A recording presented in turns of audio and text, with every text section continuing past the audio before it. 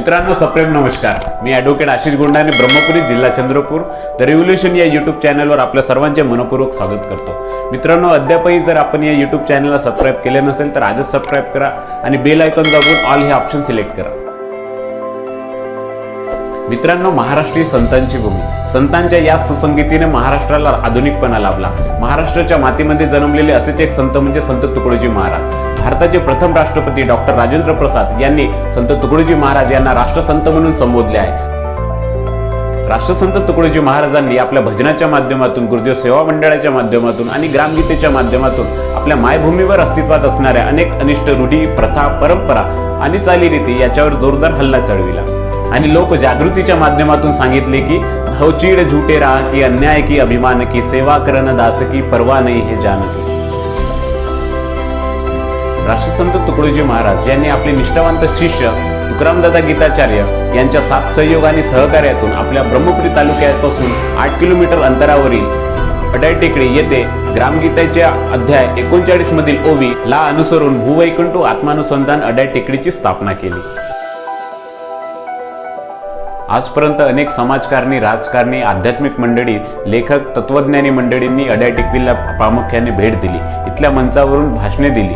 अनेक लोकांनी इथे श्रमदान केले. अनेक लोकांनी या अडाय टेकडीच्या माध्यमातून आपले मोठमोठे लेख लिहिले. परंतु आजपर्यंत या अडाय टेकडीचे वास्तविक चित्रण जनतेसमोर कधी झाले नाही. अडाय टेकडीला कसे पोहोचायचे, अडाय टेकडीचे कामकाज कसे चालते, अडाय टेकडीवर नेमके काय काय आहे, अडाय टेकडीवर कोणकोणत्या वास्तू आहेत, हे जिल्ह्यातील लोकांना कळावं, महाराष्ट्रातील लोकांना कळावं, भारतातील लोकांना कळावं या एकमात्र उद्यत्त हेतूने नियोजोबा हितकारणी नवेगाव पांडव येथील सहाय्यक शिक्षक सतीश डांगे सरांनी आपल्या द रिव्होल्यूशन या यूट्यूब चॅनलवर एकंदरीत अडाय टेकडीविषयी सर्व सांगण्याचे व दाखवण्याचे प्रयत्न केले आहे. चला तर मित्रांनो आपण प्रत्यक्षात जाणून घेऊया भूवैकुंठ आत्मानुसंधान अडाय टेकडीविषयी आपल्या द रिव्होल्यूशन या यूट्यूब चॅनलवर. पंचायत का राज चलेगा, गुंड गांव में नहीं होना. पंचायत का राज चलेगा, गुंड गांव में नहीं होना. सात्विक जनता काम करेगी तभी मिलेगा सुख अपना. सात्विक जनता काम करेगी तभी मिलेगा सुख अपना.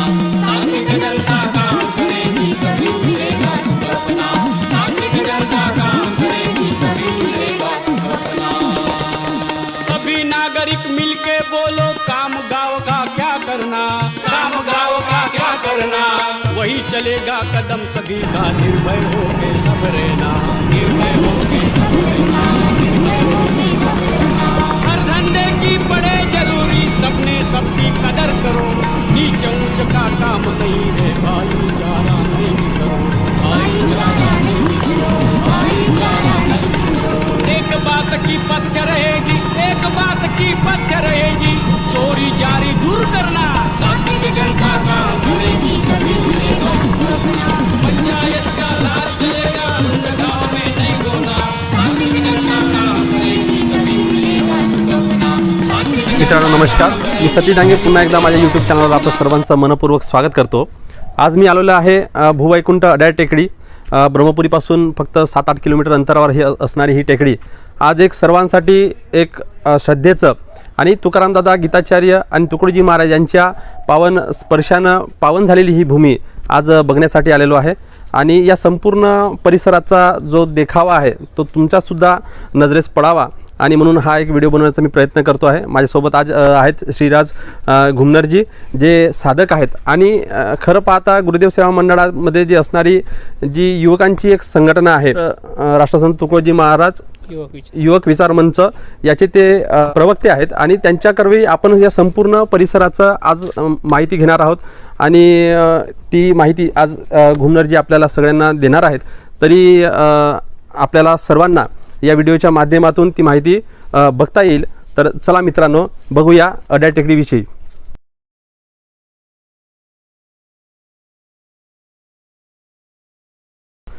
ज्यावेळी तुम्ही डोंगर चढून मागच्या रस्त्याने ज्यावेळी येतात, ज्यावेळी तुमची गाडी येण्याची व्यवस्था असेल त्यावेळी तिथं गाडी पार्क केल्याच्या नंतर तुम्हाला सरळ डाव्या हातावर एक गुरुपद गुंफा दिसेल. या ठिकाणाबद्दल माहिती सांगा. जय गुरु. प्रथमतः राष्ट्रसंत तुकडोजी महाराज याच परिसराच्या बाजूला नवे गाव आहे. इथे एका कार्यक्रमासाठी आले असताना एक महाराज सहज इथे या स्थानाकडे आले आणि त्यांनी पाहिलं की इथे अनेक याच्यापूर्वी कितीतरी ऋषीमुनींनी इथं राहिलेले आहेत. त्यांनी इथं राहून आपलं साधना केलेली आहे. तर हे स्थान अतिशय साधनेसाठी उत्तम आहे. आणि सर्वात प्रथम महाराज इथं आले होते आणि म्हणून याला गुरुपद गुंफा असं नाव दिलेलं आहे. म्हणजे गुरुची आपले एक स्थान असावं म्हणून महाराजांच्या पादुका लोकांच्या आग्रहस्तव सेवकांच्या आग्रहस्तव तिथे महाराजांचे पायाचं हे ठेवून त्या आकाराच्या तिथे पादुका बनवलेल्या आहेत. तर हे एक स्फूर्तीसाठी महत्त्वाचं एक केंद्रस्थान आहे. त्याला आम्ही सर्वजण गुरुपद गुंफा असं म्हणतो. आणि महाराजांच्या काळापासून बनवले आहे की याच्या नंतरच्या काळात? हे म्हणजे 1967ला याची निर्मिती झाली आणि हे निष्काम कर्मयोगी तुकारामजी दादा गीताचार्य यांनी श्रमदानातून हे संपूर्ण निर्माण केलेलं आहे. त्यानंतर आपण समोर बघू, आतमध्ये जाऊन बघूया. चला.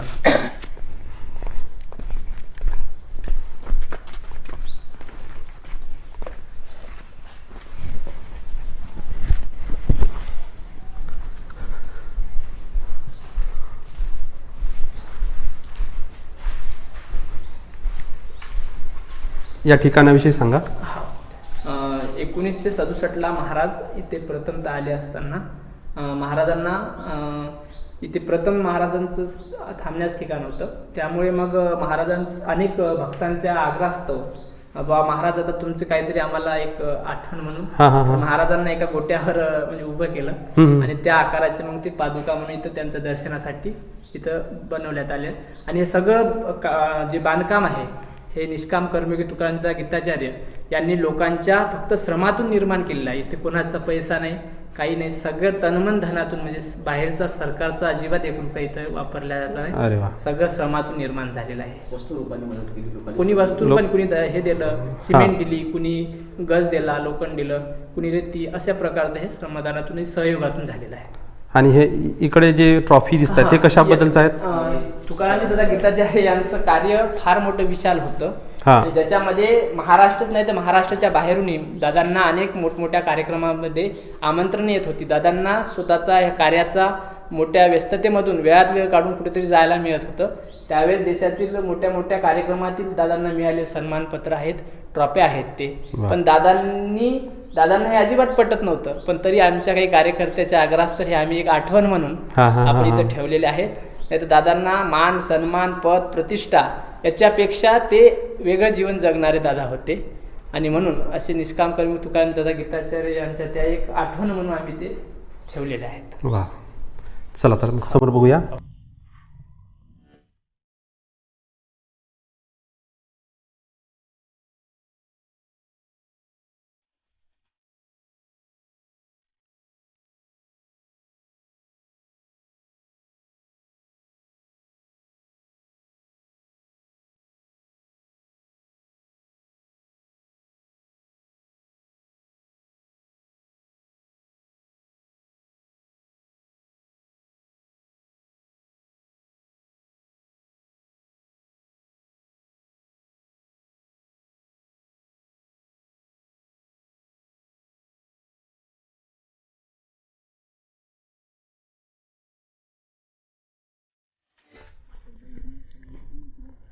ज्याप्रमाणे आपण पूर्वी बोललो की ह्या टेकडीवर फक्त एक जंगल होतं आणि फक्त जंगल आणि जंगलच होतं, टेकडी होती हे. तर त्यावेळेस इथे साधक लोक यायला लागले आणि अनेक श्रमदानी दादांचे प्रवचन ऐकण्यासाठी अनेक लोक यायला लागले.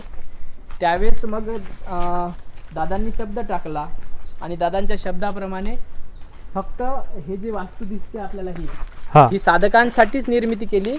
आणि विशेष म्हणजे आपण आतमध्ये जाऊन बघू तिकून समोर नंतर, तर 14 दिवसामध्ये फक्त हे 14 भवनाची निर्मिती केलेली आहे. 14 भवन म्हणजे 14 रूम आहेत. आणि ते पण त्याचा एक आकार, त्याचं जे निर्मिती आहे ते अतिशय एकदम मस्त आहे.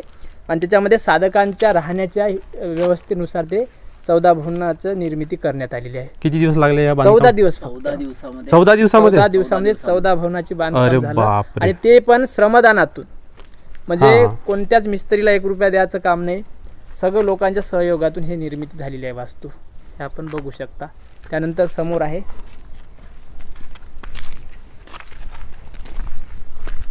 या बाजूला, इकडे काय आहे?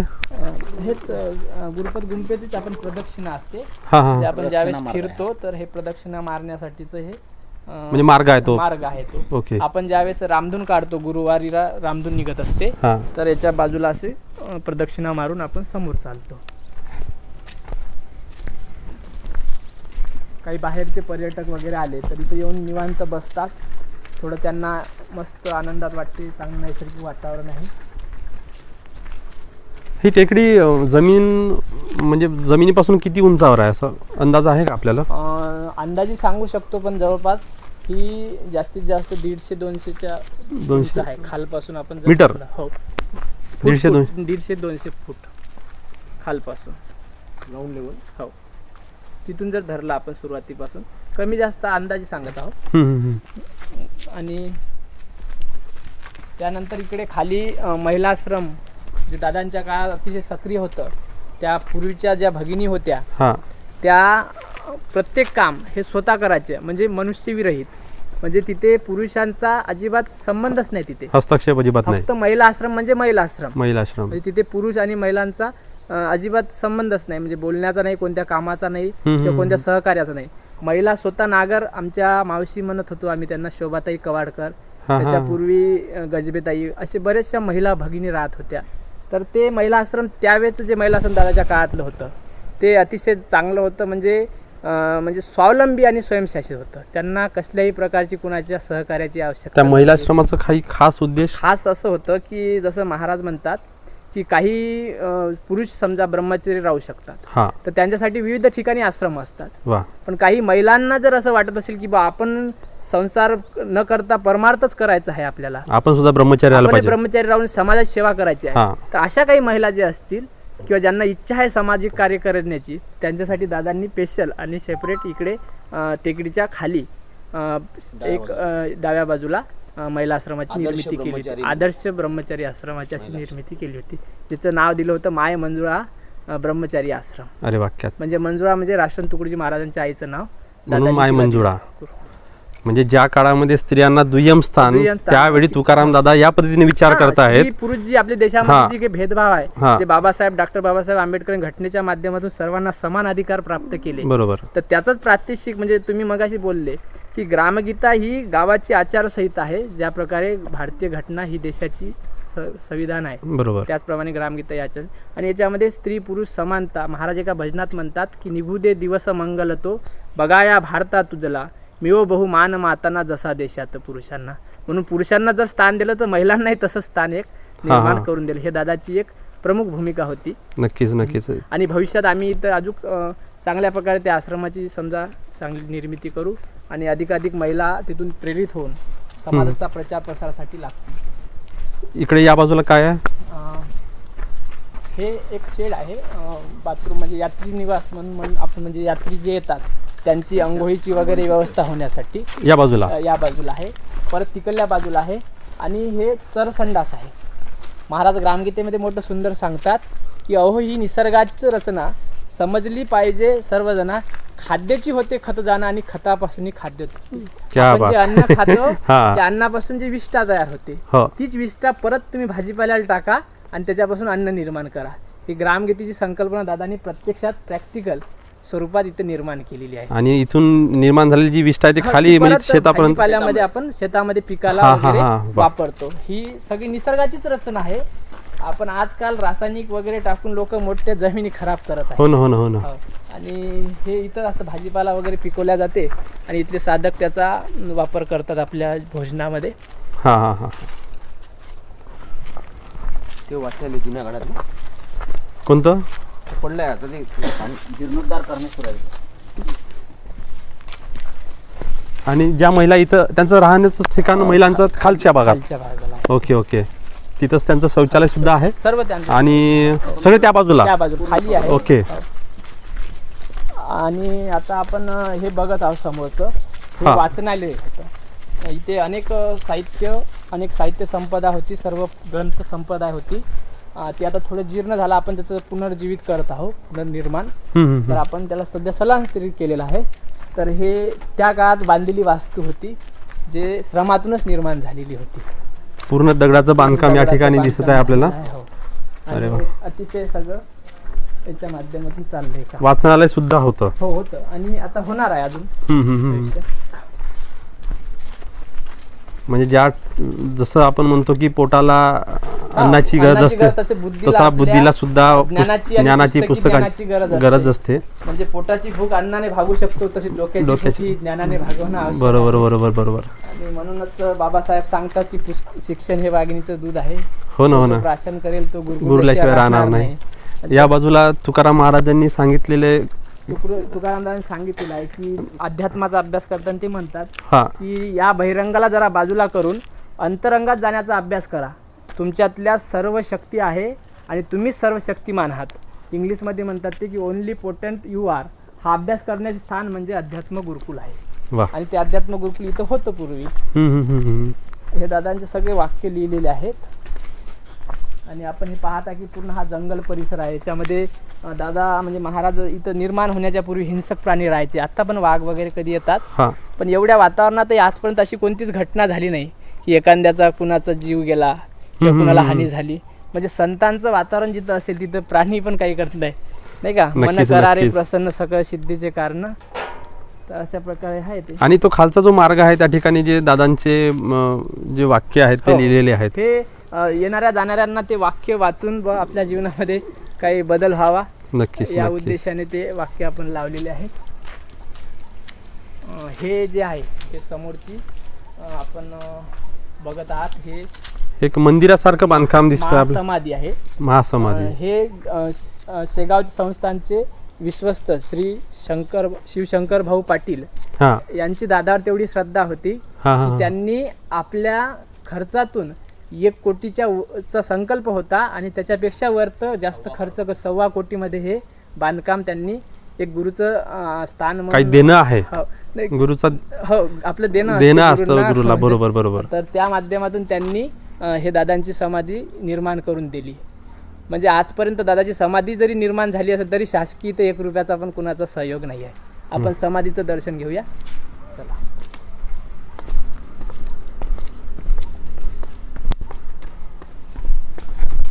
जे काही बांधकाम होतात हे सगळं काही होते. हे सगळं याच्यामध्ये लोकांचा सहयोग असते. तन मन धनाने लोकसहयोगातून होत असते सगळं. दादा नेहमी सांगायचे की सर्व सांगतात जप करा तप करा भागवत करा परंतु मी सांगतो की श्रम करा काम करा ग्राम संरक्षण दल स्थापन करा गावागावामध्ये. कारण की जर करणार नाही तर तुमची गती फार कठीण होणार आहे. येणारा हा फार मोठा बिकट आहे. अशा वेळेस आपल्याला गावाचं गाव खराब होतील. जर ही कला जर आपल्यामधली मोठी झाली आणि काम मागे पडले तर मोठे दिवस कठीण येणार आहेत. म्हणून तुम्ही श्रमावर जास्त लक्ष द्या. ते म्हणत ते श्रम लाख बोलके आणि थोरं एकची माझा कर्तबगार. सर्वात महत्वाचं त्यांनी श्रमाला आणि करण्याला महत्व दिलं. बोलणारे पंडित भरपूर भेटतील. हो ना हो ना. म्हणजे आज मी जरी प्रवक्ता म्हणून नुसतं बोलण्यासाठी नाही तर मी कृतीत पण उतरवण्याचा प्रयत्न करतो. चला आपण समाधीचं दर्शन घेऊया.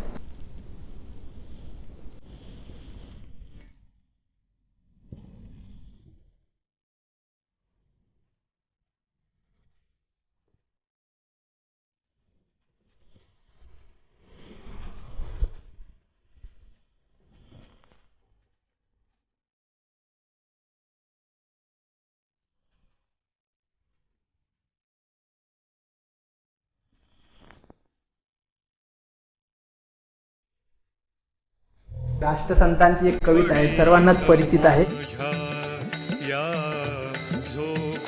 महाराज म्हणतात राजास जी महाली सौख्य कुणा मिळाली ती सर्व प्राप्त झाली या झोपडीत माझ्या. येता तरी सुखे या जाता तरी सुखे जा कोणावरी न ओझा या झोपडीत माझ्या. अतिशय सुंदर कविता महाराजांची. त्या आपण ही दादांची समाधी आहे ज्याला आम्ही पॉवर हाऊस म्हणतो. म्हणजे हे आपल्याला शक्ती प्रदान करण्यात एक ठिकाण आहे.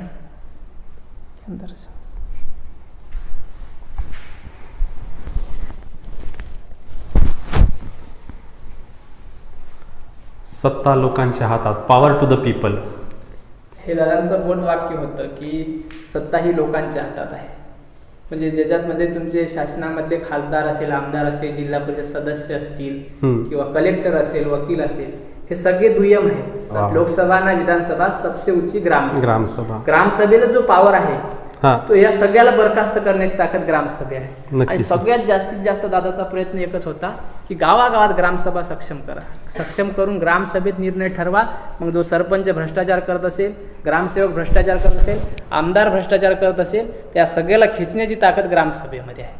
सत्ता लोकांच्या हातात आहे. शेवटी म्हणजे आम्ही भारताचे लोक, हो, भारताचे एक हा. सार्वभौम, समाजवादी, धर्मनिरपेक्ष लोकशाही राज्य घडवण्याचा आणि मग ते संविधानाची प्रास्ताविका पूर्ण ते पूर्णपणे दादांनी प्रत्यक्षात उतरवलेली आहे. नक्कीच जे नक्कीच बाबासाहेबांना उत्प्रेत होतं, जे महापुरुषांना उत्प्रेत होतं, ते दादांनी प्रत्यक्षात उतरवलेलं आपल्याला इथं या पाहायला समाधीच्या मिळते. समोरून बघितलं तर आपल्याला एक अड्याडचं एक हा, हे स्थानच तशा प्रकारचं आहे की ज्यावेळेस सूर्योदय सकाळचा आपण उदय होतो, हा हा हा तर समोर तलाव आहे. तलावातून निघताना एक अतिशय सुंदर असं दृश्य आणि विवेक सागर म्हणून हो, विवेक सागर म्हणून त्यांनी संबोधित म्हणजे केलं आहे. तळ्याला नाव विवेक सागर असं. सागर राष्ट्रसंत तुकडोजी महाराज. आणि ह्या इथून आपण जर खाली बघितलं पूर्ण हो. तर आपल्याला ज्या पायऱ्या दिसतात हे तर- जवळपास 200 ते 250च्या दरम्यान ह्या पायऱ्या आहेत 200 कमीत कमी. हा हा आणि आम्ही लहान होतो 5-6 वर्षात, तर असे धावत पळत जात होतो. ते लहानपणीची तेवढी शक्ती दादांच्याकडे. बरं, इथं साधक म्हणून जे लोक राहतात, तुम्ही सुद्धा इथं समजा राहता, वास्तव्यात असता, तर त्यावेळी साप विंचू अशी भीती वाटत नाही की खूप सारे झाडं झुडपं दिसत आहेत इथं?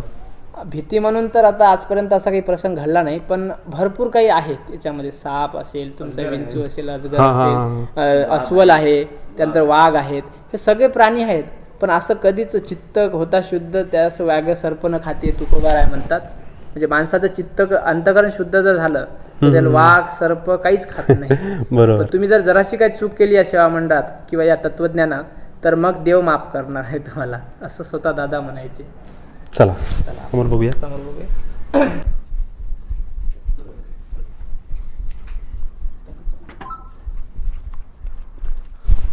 या समाधीच्या बाहेर निघालो की आपल्याला हे जिकडची जी वास्तू दिसते त्याच्याबद्दलची माहिती सांगा.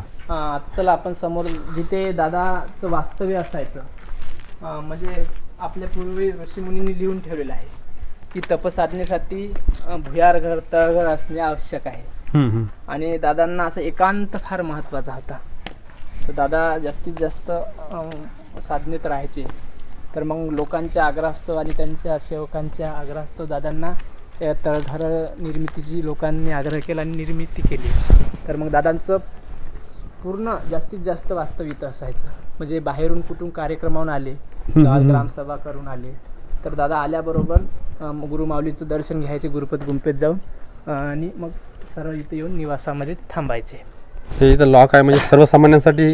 आता जे साधक आहेत आमचे, पूर्वी महाकोडे गुरुजी अध्यात्माचं काम करत दादाच्या नंतर, आता आमचेच माझे संचालक सयाम गुरुजी याच्यामध्ये असतात आणि ते साधना करतात. मोठी सुंदर ओळ आहे की हे स्थान डोळ्यांनी पाहण्याचे नसून ते आत्मा अनुभवाचे आहे. म्हणजे आपल्याला नुसतं पाहायचं नाही तर त्याचा जीवनामध्ये अनुभव उतरवायचा आहे. त्यात एक साधना करण्याची रूम आहे, हा, साधना स्थळ आहे, निवासाची सोय आहे. किती फुटाचा खोल आहे आतमध्ये? आता कमीत कमी 10 फूट वगैरे असं या लेवल पासून 7 ते 10 फूट खोल आहे. खोल आहे. एक आणि सिंगल रूम आहे. पावसाळ्यामध्ये वाचनालय पण आहे त्यांचं दादांचं एक. 3 रूम आहेत? अरे बाप. एका याच्यामध्ये भव्य मोठं वाचनालय आहे, ग्रंथ संपदा आहे जुनी. आणि एक वेळचा प्रसंग आहे की याच्यामध्ये पाणी साचते पूर्ण पावसाळ्यात. तर आम्ही सर्व मुलं तिकडे झोपलो होतो. दादा बाजावर होते. दादांच्या बाजापर्यंत पाणी आलं आणि मग त्याच्यावर तर पाणी नाही आलं. आणि दादा म्हणजे काही चमत्कारी संत वगैरे नव्हते, पण दादानी जे प्राप्त केलं होतं की आम्ही समजा दादा आमच्यासोबत हे करायचे की करा रे मुलांना साफ रूम. आम्ही करायचो, कितीही करत राहिलो तर पाणी संपायचं नाही. म्हणजे पाण्याचे झरे वगैरे पाजर यायचं. तर एकदा दादांनी आम्हाला सांगितलं की ही माझ्या शरीरापर्यंतच पाणी येऊ शकते, त्याच्याबरोबर जाऊ शकत नाही. कधी ते आम्हाला अंगुठा उचला लावायचे तर आम्ही उचलू शकत नव्हते, एवढी ताकद होती. कधी कधी पूर्ण हलकं होऊन जायचे. हे त्यांनी साधनेतून प्राप्त केलं होतं. 3 रूम या ठिकाणी. आणि हे सुद्धा म्हणजे लोकांच्या सहभागातूनच बनवलेलं आहे पूर्ण. इतकी प्रत्येक वास्तू जी आहे ते इथे कुठला ट्रस्ट नाही, तर फंड नाही, तर गव्हर्नमेंटचं स्कीम नाही, कोणती योजना चालणार नाही. ते फक्त लोकसहयोगातून पूर्ण हे काम होतात. आणि अनेक मोठे कामं होत आहेत आता इथून भविष्यात बी.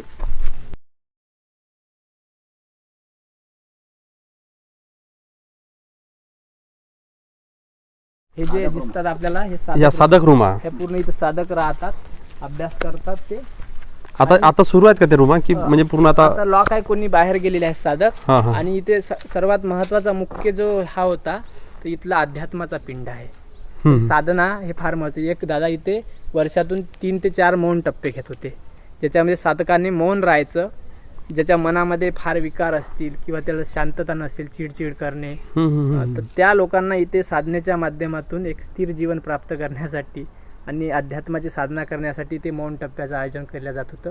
आणि ते आता समोर सयाम गुरुजीच्या मार्गदर्शनातून, महाकोडे गुरुजीच्या मार्गदर्शन चालू आहे. श्रमसाधना आणि ध्यान साधना. आणि इथून आपल्याला समोर जायचं आहे की या बाजूने? आपल्याला आता समोर जायचं. रेस्ट हाऊस आहे. हे लहर की बरखा हे सुद्धा तुकडोजी महाराजांनी लिहिलेलं एक ग्रंथ आहे. बरखा हे महाराजांचा असे शब्द होते की ते एका शब्दात म्हणतात, मैं शब्द की खैरात हूँ, सब शब्द मेरे पास है, मुर्दे जगादू शब्द से होता अशुभ का राज. क्या बात आहे. म्हणजे शब्दाने बा मुर्द्या लोकांना जागू शकतो मी. म्हणजे हे जे मुर्दाड लोक पडलेले आहेत समाजामध्ये, ज्यांना अन्याय होत असेल, अत्याचार होत असेल, समाजावर एक मोठ्या प्रकारचं संकट असेल, तरी पण ते उठायला तयार नाही, अशा मुर्दाड लोकांना जागृत करण्यासाठी माझे शब्द कामी येतील बा, असं महाराजांचं म्हणणं होतं. आणि हे इकडची जी वास्तू आहे ते नेमकं कशाची आहे? हे सर्व बाथरूम आणि रूम आहेत. आणि यात्री निवास म्हणजे साधकांसाठी हे विश्रामगृह म्हणतो आपण. विश्रामगृह. कोण कोण राहू शकते या ठिकाणी? म्हणजे बाहेरून जे कोणी आलेले आहेत कार्यकर्ते असतील, तुम्ही असाल तर त्या सर्वांची इथे म्हणजे परिवार सुद्धा एक राहू शकतो? हो, राहू शकतो.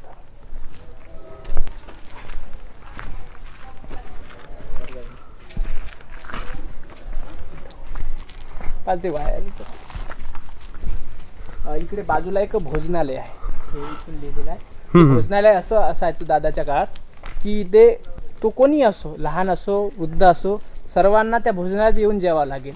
यामध्ये काय होते की सर्व इथले साधक मंडळी एका ठिकाणी जर आले तर सगळे गुण्यागोविंदन एका ठिकाणी आल्यावर एकमेकाच्या समस्या असतील. भोजनामध्ये सर्वांना सारखंच, बरोबर बरोबर, निश्चय नाही, कोणी निश्चय नाही, सर्व कोणी कोणी यायचे असो, ते सर्व साधक एका ठिकाणी येऊन या भोजनालयात जेवतील. हे असं एक जगातला एकमेव प्रयोग आहे भोजनालय म्हणजे. क्या बात आहे. ते साधकच असतात तिथे पण. आता पण ते सुव्यवस्थित स्थितीमध्ये आहे? हो, आहे. त्याची थोडी पुनर्जीवन हे केलं आपण, पुनर्निर्मिती. इथं पण साहित्य आपलं स्टॉकमध्ये असते आणि हे साहित्य भंडार आहे. एकदा असं जाऊन असं येऊ, एकदा असं जाऊन असं वापरून इथं एंड करू. एकदा 14 भवन दाखवून देतो तुम्हाला.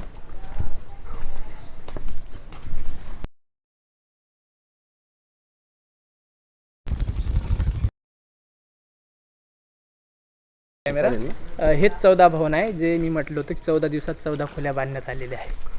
तर आता याच्यामध्ये हे काय याचं पुनर्जीवित केलं, पुनर्निर्माण इकडल्या बाजूचं राहिलेलं आहे काम. तर अशा प्रकारचं हे सगळं म्हणजे अकल्पनीय आहे. एक 14 दिवसामध्ये 14 खोल्या बनवणं म्हणजे आताच्या दृष्टीनं तरी. संसाधन जे आहे, रेती असो इथलीच आहे, गिट्टी पण इथलंच आहे, आणि जे स्लॅब टाकण्यात आलेलं आहे ते इथल्याच. ते गवत वगैरे जे आहे, गवत आणि लाकडांनाच सेटिंगचा वापर करून. अरे बाप, सहयोग म्हणजे पैसा म्हणून नाही, वस्तू स्वरूपात नाही का.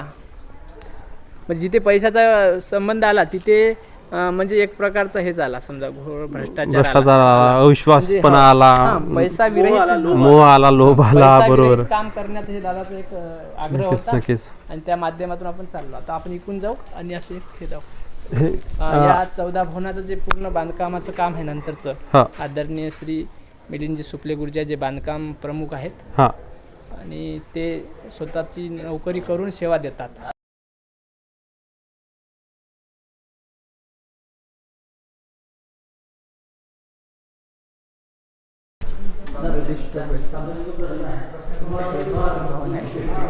इथेच दादा म्हणजे हे करायचे, प्रवचन वगैरे द्यायचं इथेच करायचे. आणि हे याचं स्लॅब जो आहे, पूर्वीचा जो दादांनी टाकलेला स्लॅब होता तो पाडून परत पुन्हा नवीन टाकण्यात आलेला आहे. ही आपली पालखीची व्यवस्था असते, इथून गुरुकुंज मोजरीला पालखी वगैरे जात असते.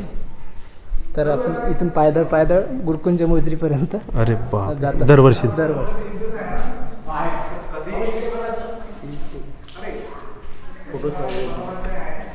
इकडे दादांच्या काळातील काही दृश्य आहेत समजा.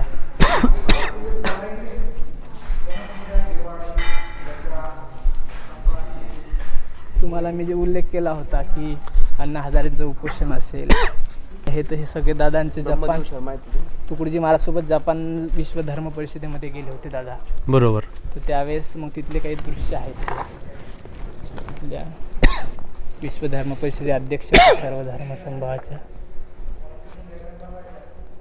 हे सगळे पालखीतले ग्रामसभेचे असे काही दृश्य आहेत.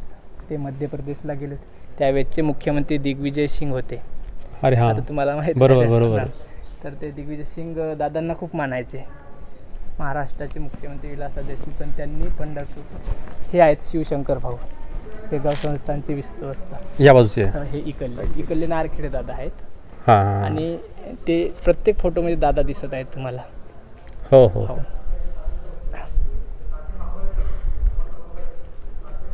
महत्वाचं म्हणजे ते जे महात्मा गांधी तंटामुक्ती समिती हां. दादाच्या ते संकल्प जे चोरटीचं गाव आहे मग जे मोरेश्वर आले होते हां. ते आर पाटीलची जी घोषणा जी आहे ते त्या गावातूनच केली होती.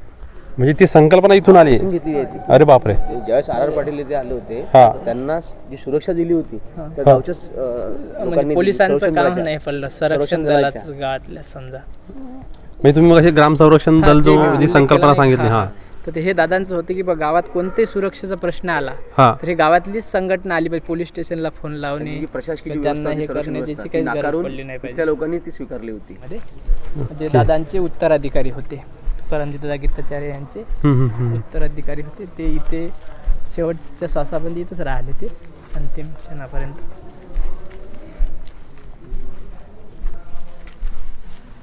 प्रकाशन विभागाला महत्वाचा जो आपला साहित्य भंडाराचा ते एक साहित्याचं राहिलं आता आपलं. चला ना चला साहित्य भंडाराकडे जाऊ. दादांच्या बुटे घेऊन इकडे.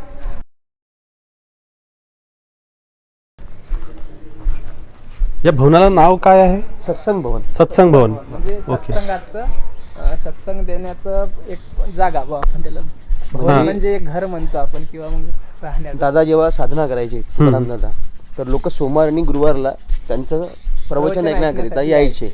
तर त्यावेळेस कसं होतं इथं काहीच नव्हतं. लोक असे भर पावसात उन्हामध्ये ते तासून तास दादांचं सत्संग ऐकायचे. तर त्याच्यामुळे मग ते लोकांच्या आग्रहास्तव हे याचं निर्माण केलं. हे दुसऱ्यांदा होतं. हे पूर्वी जो होतं ते आता त्याचा स्लॅब पाडण्यात येऊन हां हां हां. नवीन स्लॅब करण्यात आला. मग अशी आपण ह्या इथूनच गेलो त्या 14 खोल्यांकडे आणि तिथून पुन्हा असा राऊंडहून आपण या ठिकाणी आलो. ओके. आता फक्त एक आपले हे राहिलेले आहे साहित्य विभाग तिथल्या साधकांचे. आपण माझा शेवटचा संदेश बा की जे कोणी माझे स्नेही प्रेमळ त्यांनी करावा ग्रंथाचा सुकाळ घरोघरी चालवावा प्रचार निर्मळ ग्रामगीता वाचनाचा. तिथे मार्गदर्शक जे ते राहतात त्याप्रमाणे ग्रामगीता व कमीत कमी खर्चामध्ये नफा न तोटा या तत्वावर आधारित इथे आपल्या इथं साहित्य निर्माण होते. आमचे आदरणीय श्री सावरकर काकाजी पूर्ण जबाबदारी सांभाळतात. ते शुक्ले गुरुजी पण आहे प्रकाशन विभागामध्ये. महापुरे गुरुजी आहेत पण काका मुख्यतः या ना. सर्व आपण काकाशीच चर्चा करू.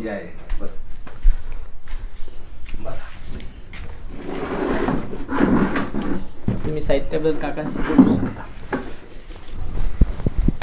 नोकरीच्या नंतर तुम्ही आता 12 वर्ष झाले या ठिकाणी प्रकाशन विभागामध्ये काम करतात. तर पुस्तकांमध्ये आणि ते म्हणजे तुकडोजी महाराजांच्याच एका ग्रामगीतेमध्ये मला तर वाटतं पूर्ण अनेक साहित्य आहे महाराजांचे. हां हां तुकडोजी महाराज ग्रामगीता आहेत. सार्थ आनंदामृत दिसतंय मला या ठिकाणी आणि लहर की बरखा हे सुद्धा या ठिकाणी आहे. तर मित्रांनो या ठिकाणी तुम्हाला तुकडोजी महाराजांनी लिहिलेली ग्रंथसंपदा पाहायला मिळते. त्याचबरोबर या ठिकाणी प्रकाशनाचं काम मग याचं जे प्रिंटिंग आहे बाइंडिंग आहे ते कुठून चालतं? पूर्वी बघा दादांच्या काळामध्ये इथे सर्व व्हायचं. हां म्हणजे ऑफसेट होता प्रेस होती इथे होते. इथे सर्व. अरे बापरे. कागदाचा कारखाना पण होता इथे. कागद निर्मिती करण्याचा कारखाना होता. हे दादा जोपर्यंत होते तोपर्यंत सगळं व्यवस्थित चालत गेलं. हां पण संत महापुरुष निघून जातात त्याच्या मागे मग थोडासा कलर निर्माण होते. त्याप्रमाणे मग नंतर काही काळाने काही गोष्टी बंद पडत गेल्या. बरोबर. मग नवीन त्याच्या जागेवर निवड झाली. आता मग त्याच्यामध्ये ते कमी जास्त झालं. आता हे सगळं नागपूरवरून चालते. सगळं त्याचा लेखाजोखा काकांकडे असते. अरे वा. मग आता हे जी पुस्तकं आहेत सगळी म्हणजे जे लोक इथं येतात राहायला मुक्कामाने येतात आहे तर त्यांच्याकडून मग काही फीज किंवा त्या पद्धतीने पुस्तकांचा काही खर्च तुम्ही सांगा ना. याचा आमचे तुकाराम दादांनी सांगितलं आहे की महाराजाचं जे वाङ्मय आहे हां हे प्रत्येक गावात प्रत्येक घरात गेलं पाहिजे. म्हणून नो लॉस नो प्रॉफिट, ना ओके घाटा ना मुनाफा, बरोबर या तत्वावर आमचं प्रकाशन मंडळ चालत आहे. इतके रुपये आम्हाला खर्च लागतो, हां तितकेच रुपये आम्हाला करायचे आहे आणि पुन्हा आम्हाला सामुग्री तेच. त्याच पैशात पुन्हा नाही. नवनिर्मिती करायची आहे त्याच पैशातून. हो. बरोबर बरोबर. कधी कधी आम्हाला घाटा लागतो, हां म्हणजे काही काठीचा खर्च आहे, हे भाडेवाढ होतोय, कधी कधी आम्हाला उंदराचा त्रास आहे आणि उदयचा त्रास आहे. हो ना हो ना. तर मग असा जर घाटा जर आमचा झाला हां तर आम्हाला जे गुरुदेव भक्त आहे तर तो घाटा आमचा मग वर्षाच्या शेवटी आम्ही सांगतो त्यांना की इतका घाटा यावर्षी आला, तर ते आपल्या स्वतःहून ते यात मदत करतात. अरे वा. म्हणजे या ठिकाणी बघितल्यावर खरंच हे प्रेरणादायी काम आहे की नो लॉस नो प्रॉफिट, म्हणजे फक्त जनतेच्या सेवेसाठी आणि तुकडोजी महाराज आणि तुकाराम दादा गीताचार्य यांचा संदेश लोकांपर्यंत पोहोचावा यासाठी या भूवैकुंठ अड्याळ टेकडीला लॉस नो प्रॉफिट या बेसवर आपण काम करतात आहे खरंच. आणि सर्व्हिसनं तुम्हाला बरोबर मला वाटते 12 वर्ष झाली मग तुम्ही सांगितलं. ते 12 वर्ष झालं. मला असं वाटतं हां की मी सर्व्हिस जर पूर्ण नसती केली, मला जर हा प्रोजेक्ट मालूम असता हा. तर मी नोकरीच केली नसती. अरे वा. एवढं मला समाधान या ठिकाणी वाटतं. आणि तुम्हाला मुलं बाळ म्हणजे मला एक मुलगा आहे, मॅनेजर आहे स्टेट बँकला. हां घरी काही शेती आहे माझ्याकडे, फॅमिली आहे माझी, हा. मुली आहे. तर मी असा निर्णय केला होता, कारण का मी शहीद आष्टीला राहणार आहे. 1942 जे आंदोलन महाराजांनी केलं आहे हां ते माझ्या गावातून निर्माण झालं आहे. आरती मंडळाची स्थापना माझ्या आरतीतून निर्माण झालेली आहे. तिथून हे प्रेरणा झाली. आणि माझे वडील हे राष्ट्रसंत तुकडोजी महाराजांचे हार्मोनियम वादक होते. अरे वा. परंतु कालांतरानं काय झालं की आजचा जो युगाचा प्रवाह पाहिला, हां मलाही असं वाटलं काही नोकरी करा, काय पडलं याच्यात, तुकडोजी महाराज काय आहे. मी महाराजांना चांगल्यानं बघितलाय, चांगल्या त्यानं बघितलाय, भजनं ऐकलंय मी त्यांचे. तर मी चुकून नोकरीच्या मागे लागलो. आणि आज असं वाटतं मला का माझे 33 वर्षे वाया गेले. नक्कीच. आणि या ठिकाणी मी आता एक माझा निर्धार आहे का शेवटच्या क्षणापर्यंत मी या ठिकाणी सेवा देईल. मग तुम्ही साधक म्हणून या ठिकाणी आहात, हो. तर तुमची परिवारातली मंडळी येते का तुम्हाला भेटायला या ठिकाणी? परिवाराच्या मंडळीला मी तर 12 वर्षापर्यंत सांगितलं होतं घरून जेव्हा आलो, हां त्यावेळेस मी सांगितलं होतं का 12 वर्ष मी तुमचा नाही मरणार नाही. हां जर मी सांगितलं असतं का या ठिकाणी अड्याळ टेकडीला मी जातोय तर मला मनाई केली असती, कारण का मोहमायामध्ये आम्ही फसलो असतो, मी येऊ शकलो नसतो. हो ना. म्हणून त्यांना सांगितलं मी की 12 वर्षापर्यंत मी तुमच्याकडे येणार नाही, माझं अड्याळ टेकडीला चाललो. हां आणि 12 वर्षानंतरच मी माझ्या घरी एक दिवस प्रवेश केला. अरे वा. आणि तोपर्यंत तुम्ही कुटुंबापासून पूर्णपणे अलिप्त? बिलकुल अलिप्त. 12 वर्षापासून अलिप्त. आताही मी जातो बापरे. कधी तर एक दिवस जातो, दुसऱ्या दिवशी वापस येतो. मला घरी करमत नाही, कारण का टेकडीची हवा हां ही मला अशी वाटते काही हवेशिवाय मी जगूच शकत नाही. खरंच हे एक त्याला काय म्हणतो आपण, त्याग असतो, एखाद्या विचारासाठीचा त्याग असतो. आणि तुमच्यासारखी माणसं आज या निमित्तानं मला पाहायला मिळाली, भेटली आणि तुमच्यासोबत बोलून मला खरंच खूप आनंद झाला. आज श्रीराज सर आहेत, यांचा सुद्धा फार मोलाचा संदेश मला ऐकायला मिळाला. तुकडोजी महाराज आणि त्याचबरोबर तुकाराम दादा यांचं कार्य मला जवळून बघता आलं. आणि हा व्हिडिओ पाहणाऱ्या प्रत्येकाला हा बघता येईल करिता आपण जो वेळ दिला, तर त्याच्यासाठी मी तुमचं खरंच मनापासून आभार आणि धन्यवाद व्यक्त करतो.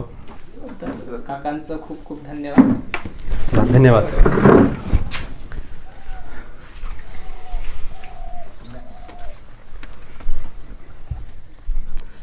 ज्यांच्या प्रेरणेनं मी आज या ठिकाणी आलो ते ॲडव्होकेट आशिष दादा गुंडाने, जयगुरु, आमचे बंडी भाऊ. यांच्या प्रेरणेनं यांनी सांगितलं की आज श्रीराज सर या ठिकाणी आलेले आहेत, तर त्यांची मुलाखत आपण घेतली पाहिजे. आणि अड्याळ टेकडीविषयीची जनजागृती, अड्याळ टेकडीविषयीचं जे काही आहे, जे अस्तित्वात आहे आणि जे अस्तित्वात राहणार आहे, त्याचं भविष्य काय असेल, भूतकाळ कसा होता, वर्तमान काय आहे, या सर्व बाबी आपल्याला माहीत करून घ्यायच्या होत्या.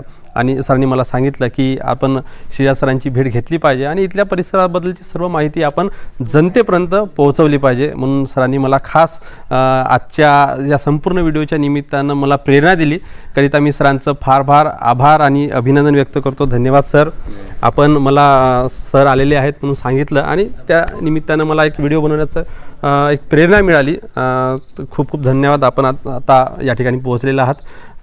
तर आपण जो आतापर्यंतचा जो प्रवास बघितला पायऱ्यापासून तर त्याचबरोबर ह्या 14 खोल्या बघितल्या, त्याचबरोबर श्रीपद गुरुपद गुंफा बघितली, तिकडे तुकारामदादांची समाधी बघितली आणि या ठिकाणी साहित्य भंडार ज्या ठिकाणी तुकारामदादा आणि तुकडोजी महाराज यांचं साहित्य या ठिकाणी आहे, प्रकाशनाचं काम चालतं आणि नो लॉस नो प्रॉफिट या बेसवर चालतं. ही सगळी माहिती आपण बघितली.